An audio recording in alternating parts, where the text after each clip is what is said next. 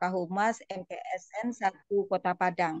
Dulu juga pernah menjabat sebagai Kepala Madrasah di Sanawiyah Batangkabung Pondok Pesantren ya, Tarbiyah Islamiyah. Sekarang juga sebagai Ketua MGMP SKI MTS Sumbar. Beliau juga sangat luar biasa ini sebagai penceramah juga, kemudian juga narasumber pada berbagai acara. Itu juga narasumber pada sharing kehumasan Kemenang RI. Prestasi moderator sama narasumber kita pada sesi ini juga luar biasa ini, Bapak Ibu. Prestasi yang pernah diraih itu sebagai juara 1 lomba menulis berita tingkat Sumatera. Ya, kemudian juara humas terbaik 4 kali nih berturut-turut. Tahun 2019, 2020, 2021, 2022, 2023. Insya Allah ini kita juga harapkan untuk hari ini berita kita dimuat juga oleh Bapak Dafril ini ya, berita untuk kegiatan Lensa Iman. Semoga ya amin ya. Bapak Ibu yang dirahmati Allah, ya tanpa memperpanjang waktu, saya persilahkan kepada Bapak moderator kita luar biasa. Silakan Bapak Dafril.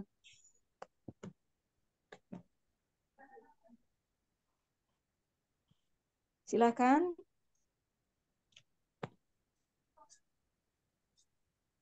Pak Dafril. Oke Bu, narasumber kita Ibu Tin Nur Usamah. Ya. Ya Bu. Baik Bapak. Dibuka apanya tuh? Dibuka soundnya tuh.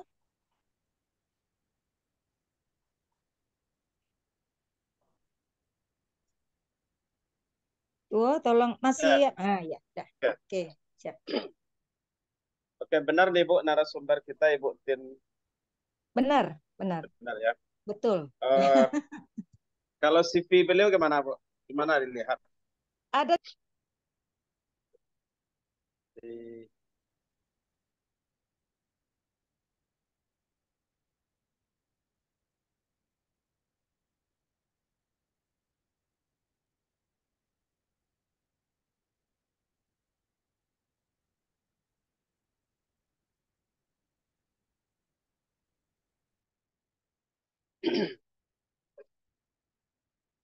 Oke, Pak Ibu ada yang bisa bantu mengenai CV narasumber kita Bu?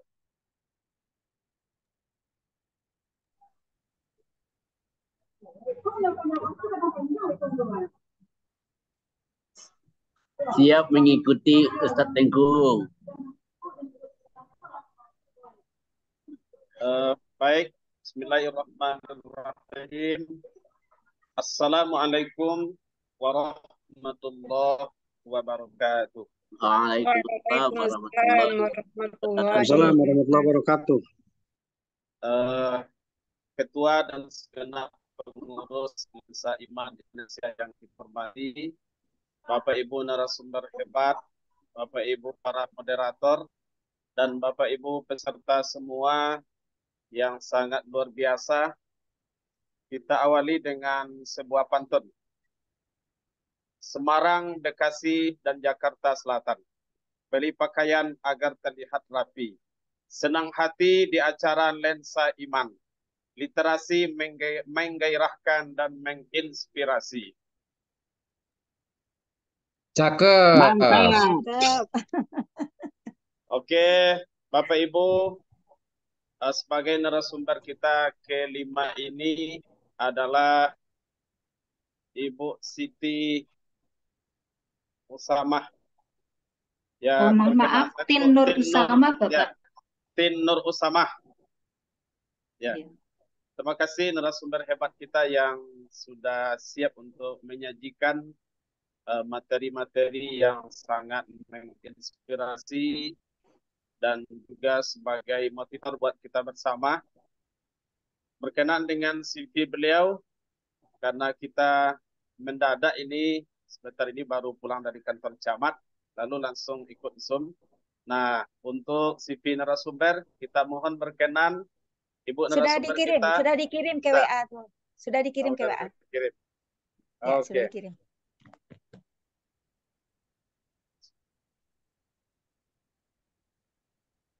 Oke, Bapak Ibu, kita akan kurikulum kita dari narasumber kita. Nama beliau Tin Nur Usamah SP. Beliau mengajar bidang studi biologi di SMA Panjura Panjura. Malang. Ya, Panjura Malang. Kemudian riwayat pendidikan beliau mulai dari SD Siregar 2 Blitar, SMP Siregar Blitar, SMA juga Siregar Blitar, kemudian Universitas Brawijaya. Organisasi beliau aktif di MGMP Biologi Kota Malang, kemudian juga sebagai teacher sains, kemudian juga di Perhimpunan Pendidik Biologi Jawa Timur dan Ikatan Guru Indonesia. Sangat luar biasa pengalaman organisasi narasumber kita. Kemudian pengalaman menjadi narasumber, beliau narasumber Simposium Nasional P4 TK IPA di Bandung tahun 2018. Beliau juga narasumber Seminar Nasional di Universitas Muhammadiyah Malang tahun 2019. Dan narasumber Simposium Nasional Universitas Malang tahun 2021. Narasumber Simposium Nasional Universitas Malang tahun 2022. Kemudian narasumber pembelajaran diferensiasi MGMP Kota Malang 2023. Guru penggerak Kemendikbudristek sebagai asesor atau calon guru penggerak. Kemudian beliau juga guru inspirator literasi Jawa Timur tahun 2023. Hasil karya beliau ini juga sangat luar biasa. Ada jurnal ilmiah, best practice, kemudian juga ada buku dan banyak buku antologi, majalah dan majalah pendidikan merdeka. Nah, ini secara singkat Bapak Ibu kurikulum VT dari narasumber kita. Kalau kurikulum VT-nya sudah hebat, sudah dipastikan orangnya juga hebat. Kepada Ibu, waktu dan tempat kita silakan.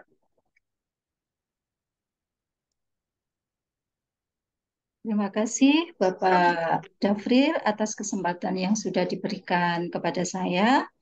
Sebelumnya terima kasih sekali diberi kesempatan pada siang hari ini dalam kegiatan Parade Literasi Madrasah dengan yang mempunyai tema Exploring Knowledge Wonderful.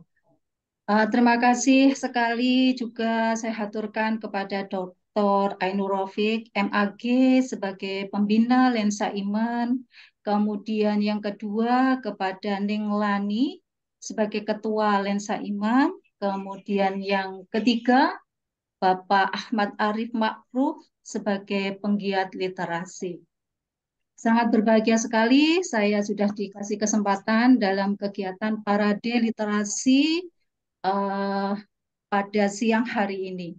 Baik, saya izin akan menyampaikan best practice saya.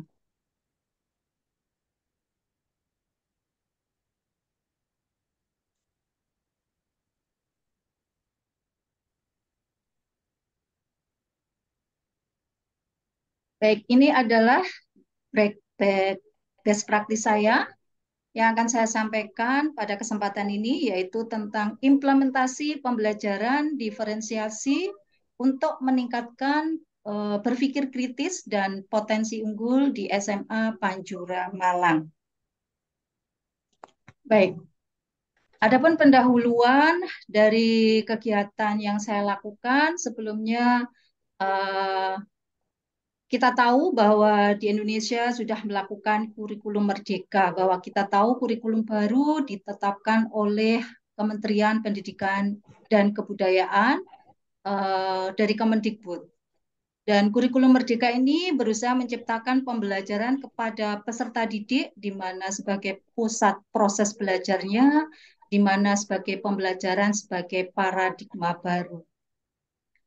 Nah, dalam pembelajaran diferensiasi ini sebenarnya siswa dikelompokkan dalam berbagai kelompok dan tidak sesuai dengan kemampuan siswa dan siswa tidak hanya disebut sebagai labeling saja. Kemudian siswa tidak mampu mengerjakan tugas secara maksimal dan tidak bisa berpikir kritis tingkat tinggi ketika dalam pembelajaran biasa. Nah, diharapkan dengan pembelajaran diferensiasi ini, siswa dimunculkan bakat, minat dengan potensi unggul, sehingga terciptalah sebuah inovasi kegiatan berdasarkan kegiatan-kegiatan proyek yang sudah dilakukan, sehingga siswa diharapkan bisa mencapai kemampuan mempunyai berpikir tingkat tinggi atau critical thinking dan problem solving. Dan pembelajaran ini tidak disesuaikan dengan kebutuhan yang ada, tetapi disesuaikan dengan kebutuhan minat dan bakat pada siswa. Baik, tujuan pembelajaran yang saya lakukan yaitu yang pertama, dengan menggunakan pembelajaran diferensiasi dapat mengoptimalkan aktivitas dan hasil belajar siswa di SMA Panjura Malang. Kemudian yang kedua, dengan menggunakan pembelajaran diferensiasi dapat menumbuhkan kemampuan berpikir kritis, kemudian berpikir kreatif, kemudian inovatif, serta dapat bersikap dan berpikir ilmiah pada siswa. Kemudian yang ketiga, dengan menggunakan pembelajaran diferensi dapat menumbuhkan motivasi belajar di SMA Panjura, sehingga dapat mengoptimalkan aktivitas dan belajar di SMA Panjura. Adapun pembahasan masalah dan hasil yang saya lakukan sebelumnya, di dalam proses pembelajaran diferensiasi, saya melakukan asesmen diagnostik sebelum proses pembelajaran. Ini digunakan untuk memetakan siswa sesuai dengan gaya belajar yang dimilikinya. Jadi siswa nanti dipetakan dengan gaya visual, kemudian gaya auditori, dan gaya kinestetik. Dari kegiatan asesmen diagnostik, maka bisa diketahui seberapa tingkat pengetahuan keterampilan dari siswa, kemudian tingkat minat sama bakat, kemudian tingkat motivasi, dan tingkat pemahaman pembelajaran. Jadi kegiatan ini dilakukan sebelum proses pembelajaran dilakukan. Nah, kemudian di dalam proses pembelajaran, karena saya melakukan diferensiasi